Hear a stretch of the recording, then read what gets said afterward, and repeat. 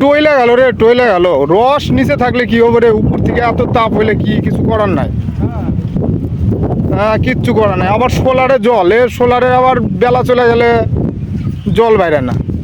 এই রোদ্রের মধ্যে জল তুললাম। এই যে আর এক ডন, এইগুলো অরিজিনাল ডন, এগুলো সব ডন সারাদিন মাঠেই পড়ে রয়েছে। তাহলে চাষি কি পরিশ্রম করে এটা ভাবা দরকার।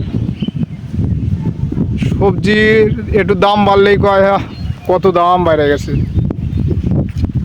চাষির কোনো মূল্য নাই। ও ভাই, এত কষ্টের দামও নাই। হ্যাঁ, চারটিখানি ব্যাপার। সারাটা দিন এই রোদ্রের মধ্যে কিন্তু হাড় ভাঙুনি খাটুনি খাইটে এই তারপরে কত রে এখানে বাজার ভেন্ডির? 12-14 টাকা কিলো। তাহলে হ্যাঁ রে,